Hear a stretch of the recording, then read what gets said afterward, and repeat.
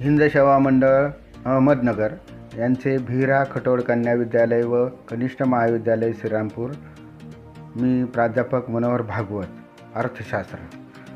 आज आपण पहिलं प्रकरण सूक्ष्म अर्थशास्त्र आणि स्थूल अर्थशास्त्राचा परिचय पाहणार आहोत. आधुनिक अर्थशास्त्राचा सूक्ष्म अर्थशास्त्र आणि स्थूल अर्थशास्त्र या मुख्य दोन शाखा आहेत. सूक्ष्म म्हणजे लहान किंवा दशलक्षावा भाग. ही संज्ञा मायक्रोस या ग्रीक शब्दापासून आली आहे. स्थूल म्हणजे मोठा. ही संज्ञा मॅक्रोस या ग्रीक शब्दापासून आलेली आहे. या शब्दाचा वापर 1933 मध्ये ओस्लो विद्यापीठातील नॉर्वेजियन अर्थशास्त्रज्ञ रॅग्नर फ्रिश यांनी सर्वप्रथम केला. रॅग्नर फ्रिश यांच्याबद्दल थोडी माहिती आपण पाहूया. रॅग्नर अँटन किट्टिल फ्रिश हे नॉर्वेचे अर्थमिती व अर्थशास्त्राचे तज्ज्ञ होते. त्यांना 1969 साली अर्थशास्त्रासाठी प्रथम नोबेल स्मृती पुरस्कार जॉन टिम्बरजेन सोबत प्राप्त झाला होता. ते अर्थमितीशास्त्राचे जनक होते. अर्थमितीशास्त्रामध्ये गणितीय प्रारूपे व संख्याशास्त्रीय तंत्रे यांचा वापर अर्थशास्त्रीय सामग्रीच्या आणि सिद्धांताच्या विश्लेषणासाठी करण्यात येतो. रॅग्नर फ्रिश यांनी अनेक अर्थशास्त्रीय संकल्पनांची सर्वप्रथम मांडणी केली. त्यांच्या व्यापार चक्रावरील लेखांमध्ये सर्वप्रथम वैयक्तिक उद्योग व उत्पादकांच्या अभ्यासाला सूक्ष्म अर्थशास्त्र म्हटले आणि समग्र अर्थव्यवस्थेच्या अभ्यासाला स्थूल अर्थशास्त्र असे त्यांनी म्हटले. प्रथमतः सूक्ष्म अर्थशास्त्राचा अर्थ. सूक्ष्म म्हणजे वस्तूचा लहान भाग किंवा हिस्सा होय. सूक्ष्म अर्थशास्त्र राष्ट्रीय अर्थव्यवस्थेच्या लहान भागाशी संबंधित आहे. सूक्ष्म अर्थशास्त्रात वैयक्तिक उपभोक्ता, वैयक्तिक उत्पादक किंवा पेढी, विशिष्ट वस्तूंची किंमत किंवा घटकांची किंमत यासारख्या वैयक्तिक घटकांचा आर्थिक क्रिया व वर्तनाचा अभ्यास केला जातो. आता सूक्ष्म अर्थशास्त्राची जी व्याख्या आहे ती व्याख्या या ठिकाणी आपण पाहणार आहोत. तुम्ही यापूर्वी सूक्ष्म अर्थशास्त्राच्या काही महत्त्वाच्या व्याख्या ज्या आहेत अभ्यासलेल्या आहेत. अजून ज्या काही व्याख्या आहेत त्यामध्ये पहिली व्याख्या आहे मॉरिस डॉब यांनी सांगितलेली. अर्थव्यवस्थेचे सूक्ष्मदर्शी अध्ययन म्हणजे सूक्ष्म अर्थशास्त्र होय. दुसरे अर्थतज्ज्ञ आहेत AP लर्नर. सूक्ष्म अर्थशास्त्राद्वारे अर्थव्यवस्थेकडे जणू काही सूक्ष्मदर्शकाद्वारे पाहिले जाते. अर्थव्यवस्था रूपी शरीरातील लाखो पेशी म्हणजे व्यक्ती आणि कुटुंबे उपभोक्त्यांच्या रूपाने आणि व्यक्ती व उत्पादन संस्था उत्पादकाच्या रूपाने अर्थव्यवस्थेच्या संचलनात कशा प्रकारे भूमिका पार पाडतात हे अभ्यासण्यासाठी सूक्ष्मलक्षी अर्थशास्त्र या पेशीकडे जणू काही सूक्ष्मदर्शकातून पाहते. म्हणजे या ठिकाणी सूक्ष्म अर्थशास्त्राच्या ज्या व्याख्या सांगितलेल्या आहेत त्या म्हणजे अर्थव्यवस्थेतील लहानात लहान घटकाचा अभ्यास म्हणजे अर्थशास्त्र होय. पुढचा घटक आहे सूक्ष्म अर्थशास्त्राची व्याप्ती.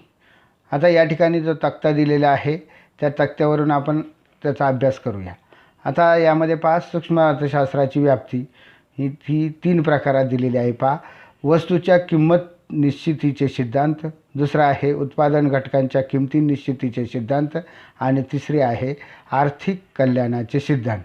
प्रथमतः वस्तूच्या किंमत निश्चितीचे जे सिद्धांत आहे त्याच्याविषयी विश्लेषण जे खाली दिले आहे ते यामध्ये वस्तूच्या किंमत निश्चितीचे सिद्धांत म्हणजे वैयक्तिक वस्तूच्या किमती बाजारपेठेतील मागणी व पुरवठ्याने निश्चित केल्या जातात. सूक्ष्म अर्थशास्त्र मागणी विश्लेषणाशी संबंधित आहे. ते वैयक्तिक उपभोक्त्यांचे वर्तन आहे आणि वैयक्तिक उत्पादकाचे वर्तन म्हणजे वैयक्तिक उत्पादकाच्या वर्तनाशी संबंधित आहे. दुसरं आहे उत्पादन घटकाच्या किंमत निश्चितीचा सिद्धांत. आता यामध्ये सूक्ष्म अर्थशास्त्रात भूमी, श्रम, भांडवल, संयोजक हे घटक उत्पादन प्रक्रियेत सहभागी होतात. सूक्ष्म अर्थशास्त्रात भूमीला खंड दिला जातो, श्रमाला वेतन दिले जाते, भांडवलाला व्याज दिले जातं आणि संयोजकाला नफा दिला जातो. या मोबदल्यांची निश्चिती करण्यास मदत करते. त्यातून त्या उत्पादनाची किंमत ठरत असते. तिसरं आहे आर्थिक कल्याणाचे सिद्धांत. यामध्ये आर्थिक कल्याणाचा अभ्यास हा प्रामुख्याने साधनसामुग्रीच्या कार्यक्षम वाटपाशी संबंधित आहे. जर साधनसामुग्रीच्या झालेल्या वाटपामुळे संपूर्ण समाजाला महत्तम समाधान प्राप्त होत असेल तर ते वाटप कार्यक्षम वाटप आहे असे म्हणता येईल.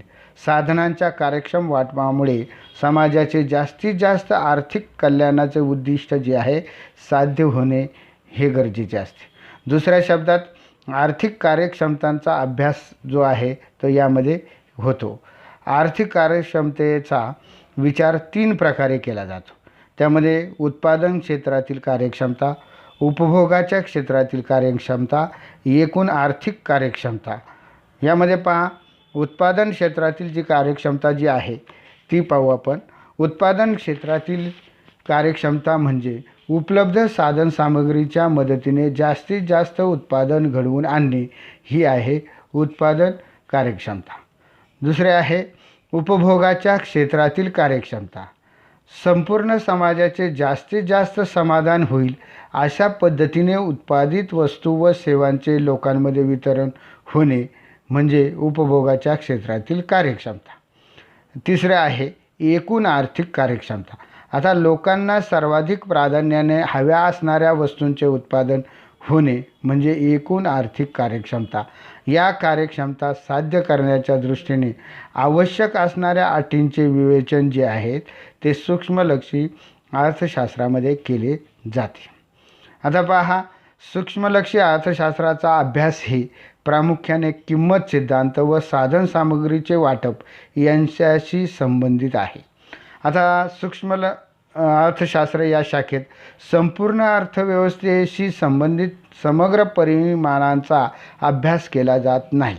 या शाखेत बेकारी, दारिद्र्य, उत्पन्नाची विषमता यासारख्या राष्ट्रीय पातळीवरील आर्थिक समस्यांचा अभ्यास केला जात नाही. आर्थिक वृद्धीचे सिद्धांत, व्यापार चक्रांचे सिद्धांत, मौद्रिक व राज्य वित्तीय धोरणे इत्यादींचा अभ्यास सूक्ष्म अर्थशास्त्राच्या कक्षेबाहेरचा आहे, म्हणजे यामध्ये तो केला जात नाही. पुढचा घटक आहे सूक्ष्म अर्थशास्त्राची वैशिष्ट्ये. यामध्ये पहिलं वैशिष्ट्य आहे वैयक्तिक घटकांचा अभ्यास. सूक्ष्म अर्थशास्त्रात विशिष्ट उद्योग संस्था, कुटुंब संस्था, वैयक्तिक किमती यासारख्या लहान वैयक्तिक आर्थिक घटकांच्या वर्तनाचा अभ्यास केला जातो. त्याला वैयक्तिक घटकांचा अभ्यास म्हटलं जातं. दुसरं आहे किंमत सिद्धांत. सूक्ष्म अर्थशास्त्र वस्तू व सेवांच्या किंमत निश्चितीशी तसेच उत्पादन घटकांच्या किंमत निश्चितीशी संबंधित आहे. म्हणून सूक्ष्म अर्थशास्त्राला किंमत सिद्धांत असेही म्हणतात. तिसरं आहे आंशिक समतोल. आता 2 घटकातील संतुलन म्हणजे समतोल होय. सूक्ष्मलक्षी अर्थशास्त्रीय विश्लेषण म्हणजे आंशिक समतोलाचे विश्लेषण होय. आंशिक समतोलामध्ये एक उपभोक्ता, एक उत्पादन संस्था, विशिष्ट उद्योग इत्यादी वैयक्तिक आर्थिक घटकांच्या समतोलाचे विश्लेषण केले जाते. आंशिक समतोल विश्लेषण पद्धतीत वैयक्तिक घटकाला इतर आर्थिक घटकापासून बाजूला काढून त्यांच्या समतोलाचा स्वतंत्रपणे अभ्यास केला जातो. चौथा आहे विशिष्ट गृहीतकांवर आधारित. आता इतर परिस्थिती कायम या मूलभूत गृहीतकाचाही आधार घेऊन विवेचनाची सुरुवात केली जाते. आता पूर्ण रोजगार असेल, शुद्ध भांडवलशाही, पूर्ण स्पर्धा, सरकारचे निरहस्तक्षेपाचे धोरण इत्यादी गृहीतकांवर आधारित असते. या गृहीतकामुळे सिद्धांतांचे विवेचन सोपे जाते. म्हणजे ही जी काही गृहीतके घेतलेली आहे ती स्थिर ठेवावी लागतात. पुढचं आहे विभाजन पद्धत. सूक्ष्मलक्षी अर्थशास्त्रात अर्थव्यवस्थेचे लहानात लहान वैयक्तिक घटकांमध्ये विभाजन केले जाते व नंतर प्रत्येक घटकाचा स्वतंत्रपणे तपशीलवार अभ्यास केला जातो. म्हणजेच सूक्ष्मलक्षी अर्थशास्त्रात विभाजन पद्धतीचा वापर केला जातो. उदाहरणार्थ राष्ट्रीय उत्पन्नामधील वैयक्तिक उत्पन्नाचा अभ्यास, समग्र मागणीमधील वैयक्तिक मागणीचा अभ्यास इत्यादी विभाजन करून त्यांचा सूक्ष्म अभ्यास जो आहे तो यामध्ये केला जातो. पुढचा घटक आहे सीमांत तत्वाचा वापर. आता सीमांत संकल्पना ही सूक्ष्म आर्थिक विश्लेषणाचे मुख्य साधन आहे. सीमांत परिमाण म्हणजे एका वाढीव नगामुळे एकूण परिमाणात होणारा बदल होय. सीमांत तत्वाचा वापर सूक्ष्म बदलांचा परिणाम उत्पादन व उपभोक्त्याचे आर्थिक निर्णय घेताना केला जातो. उदाहरणार्थ 5 वस्तूच्या उत्पादन घेण्यासाठी जेवढा खर्च येतो त्यामध्ये 6वी वस्तू ज्यावेळेस उत्पादित केली जाते तो किती खर्च जो आहे तो वाढ होतो. त्या शेवटच्या नगाला येणारा जो काही खर्च जो आहे तो काढण्यासाठी सीमांत तत्वाचा वापर केला जातो. पुढचा घटक आहे बाजार रचनेचे विश्लेषण. आता सूक्ष्म अर्थशास्त्र पूर्ण स्पर्धा, मक्तेदारीयुक्त स्पर्धा, मक्तेदारी, अल्पाधिकार बाजार या विविध बाजार रचनांचे विश्लेषण करत असते. म्हणजे बाजारामध्ये जे काही विविध प्रकार आहेत त्यांचाही या ठिकाणी सूक्ष्म पद्धतीने अभ्यास यामध्ये केला जातो. पुढचं 8वं तत्व आहे वैशिष्ट्य आहे मर्यादित व्याप्ती. आता सूक्ष्म अर्थशास्त्राची व्याप्ती तेजी मंदी, व्यवहार तोल, राष्ट्रीय उत्पन्न, दारिद्र्य, बेरोजगारी, लोकसंख्या, आर्थिक वृद्धी यासारख्या राष्ट्रव्यापी आर्थिक समस्यांशी संबंधित नाही. ते फक्त वैयक्तिक घटकापुरतीच मर्यादित आहेत, म्हणून त्यांना मर्यादित व्याप्ती असंही म्हटलं आहे. आता पुढचा मुद्दा जो आहे तो स्थूल अर्थशास्त्र. आता स्थूल अर्थशास्त्र जे आहे स्थूल अर्थशास्त्राचा प्रथमतः आपण अर्थ पाहू. आता सूक्ष्म अर्थशास्त्राचा आपण अभ्यास केलेला आहे. आता स्थूल अर्थशास्त्र जे आहे ते या ठिकाणी अभ्यासू. स्थूल अर्थशास्त्र संपूर्ण अर्थव्यवस्थेचे विश्लेषण करणारी अर्थशास्त्राची एक शाखा आहे.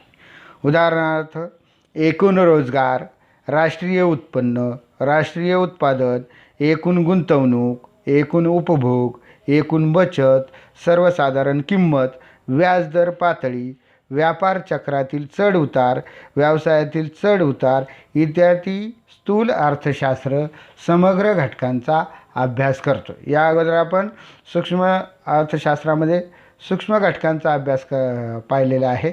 यामध्ये मात्र सर्वसमावेशक समग्र जे काही घटक आहेत त्यांचा अभ्यास या ठिकाणी केलेला आहे. आता स्थूल अर्थशास्त्राच्या ज्या व्याख्या ज्या आहेत त्या पाहू. प्राध्यापक जे.एल. हेन्सेन यांनी जी काही व्याख्या सांगितलेली आहे ती पहा. स्थूल अर्थशास्त्र ही अर्थशास्त्राची अशी शाखा आहे की ज्यात एकूण रोजगार, एकूण बचत, एकूण गुंतवणूक, राष्ट्रीय उत्पन्न यासारख्या मोठ्या समुच्चयाचा व त्यांच्यातील परस्पर संबंधाचा विचार करण्यात येतो. म्हणजे या ठिकाणी समग्र घटकांचा विचार केलेला आहे. दुसरे अर्थतज्ञ आहेत प्राध्यापक कार्ल शापिरो. ते असं म्हणतात स्थूल अर्थशास्त्र अर्थव्यवस्थेच्या संपूर्ण कार्यपद्धतीशी संबंधित आहे. म्हणजे या ठिकाणी संपूर्ण अर्थव्यवस्थेची संपूर्ण कार्यपद्धती त्याच्यामध्ये सर्वसमावेशक घटकांचा या ठिकाणी विचार केलेला आहे. आता स्थूल अर्थशास्त्राची व्याप्ती. आता स्थूल अर्थशास्त्राची व्याप्ती पाहत असताना त्यामध्ये पहा उत्पन्न व रोजगार सिद्धांत, त्यामध्ये उपभोग फलनाचा सिद्धांत, त्यानंतर गुंतवणूक सिद्धांत, त्यानंतर व्यापार चक्राचे सिद्धांत. दुसरा घटक आहे सर्वसाधारण किंमत सिद्धांत व भाववाढ. तिसरा आहे आर्थिक वृद्धी व विकासाचे सिद्धांत. चौथा आहे विभाजनाचा समग्रलक्षी सिद्धांत. स्थूल अर्थशास्त्राची व्याप्ती पाहत असताना पहिला जो काही घटक आहे त्याचं विश्लेषण पाहू. पहा उत्पन्न व रोजगार सिद्धांत. आता स्थूल अर्थशास्त्र राष्ट्रीय उत्पन्न आणि रोजगार पातळी यांच्या निश्चितीचे विश्लेषण करते. तसेच उत्पन्न, उत्पादन, बेरोजगार पातळीतील बदल किंवा चढ उतार यांची कारणे स्पष्ट करते. आता रोजगार पातळी कशी निश्चित केली जाते हे समजून घेण्यासाठी उपभोग फलन आणि गुंतवणूक फलन यांचा अभ्यास करावा लागतो. व्यवसायातील बदलांचे सिद्धांत हा उत्पन्न व रोजगार सिद्धांताचा एक भाग आहे. दुसरा आहे सर्वसाधारण किंमत पातळी सिद्धांत. आता स्थूल अर्थशास्त्र सर्वसाधारण किंमत पातळी कशी निश्चित होते आणि त्यातील चढउताराची कारणे याविषयी विश्लेषण करते. त्यामुळे तेजी व मंदी या सामान्य पातळीमुळे निर्माण होणाऱ्या बदलांचे विश्लेषण करते. तेजी आणि मंदीने निर्माण होणाऱ्या समस्यांमुळे सर्वसाधारण किंमत पातळीचा अभ्यास जो आहे तो महत्त्वपूर्ण ठरतो. तिसरं आहे आर्थिक वृद्धी व विकासाचे सिद्धांत. आता स्थूल अर्थशास्त्रात विकसित आणि विकसनशील देशातील आर्थिक वृद्धी व विकासासंबंधी सिद्धांताचा समावेश होतो. त्यात अल्पविकास आणि दारिद्र्य यांची कारणे कार्यपद्धतीचे स्पष्टीकरण केले जाते. तसेच आर्थिक वृद्धी व विकासाचा वेग वाढवण्याची व्यूहरचना जी आहे ती सुचवली जाते. त्यानंतर चौथा आहे विभाजनाचा समग्रलक्षी सिद्धांत. आता स्थूल अर्थशास्त्रीय सिद्धांत एकूण राष्ट्रीय उत्पन्नातील खंड, वेतन, व्याज व नफा यांच्याशी संबंधित सापेक्ष भागांशी निगडीत आहे. आता यामध्ये पहा की भूमी, श्रम, भांडवल आणि संयोजक यांना दिला जाणारा जो काही मोबदला आहे त्याच्यामध्ये पहा भूमीला खंड दिला जातो, श्रमाला वेतन दिलं जातं, भांडवलाला व्याज दिलं जातं व संयोजकाला नफा मिळतो. यांच्याशी संबंधित सापेक्ष भाग जो आहे तो याच्यामध्ये निगडीत असतो. आता पुढचा घटक आहे स्थूल अर्थशास्त्राची वैशिष्ट्ये. आता यामध्ये पहा पहिला घटक आहे समग्र घटकांचा अभ्यास. आता स्थूल अर्थशास्त्र संपूर्ण अर्थव्यवस्थेचा अभ्यास करते. उदाहरणार्थ राष्ट्रीय उत्पन्न, राष्ट्रीय उत्पादन, राष्ट्रीय रोजगार, सर्वसाधारण किंमत पातळी, व्यापार चक्र इत्यादी समग्र घटकांचा अभ्यास जो आहे तो यामध्ये केला जातो. दुसरा आहे उत्पन्न सिद्धांत. उत्पन्न सिद्धांताबद्दल सांगितलेले आहे पहा स्थूल अर्थशास्त्र राष्ट्रीय उत्पन्नाची संकल्पना, त्याचे विविध घटक, मापन पद्धती आणि सामाजिक लेखांकनाचा अभ्यास करते. ते एकूण मागणी व एकूण पुरवठ्याशी संबंधित आहे. तसेच राष्ट्रीय उत्पन्नातील चढ उतार, व्यापार चक्रातील तेजी मंदी यांच्या कारणांचे व बदलांचे स्पष्टीकरण करते. म्हणजे यामध्ये समग्र घटक आहेत. तिसरं आहे सर्वसाधारण समतोलाचे विश्लेषण. आता स्थूल अर्थशास्त्र एकूण घटकांच्या वर्तनाशी आणि त्यांच्या कार्यपद्धतीशी संबंधित आहे. सर्वसाधारण समतोल संपूर्ण अर्थव्यवस्थेतील मागणी, पुरवठा व किंमत यांच्या वर्तनाशी निगडीत आहे. चौथं आहे परस्परावलंबन. आता स्थूल विश्लेषणात हे एकूण आर्थिक चले जी आहेत त्या उदाहरणार्थ उत्पन्न, उत्पादन, रोजगार, गुंतवणूक, किंमत पातळी यासारख्या आर्थिक चलांचे परस्परावलंबन लक्षात घेतले जाते. उदाहरणार्थ गुंतवणूक पातळीत होणाऱ्या बदलांचा अंतिम परिणाम उत्पन्न, एकूण उत्पादन, रोजगार आणि अखेरीस आर्थिक वृद्धीच्या पातळीवर जो परिणाम होतो तो या ठिकाणी दिसत असतो.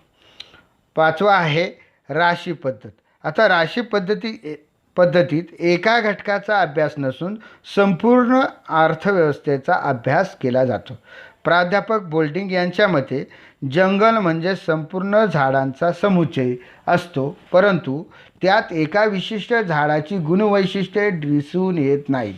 यातून सूक्ष्म अर्थशास्त्र व स्थूल अर्थशास्त्र यामधील जो काही फरक आहे तो या ठिकाणी दर्शविला जातो.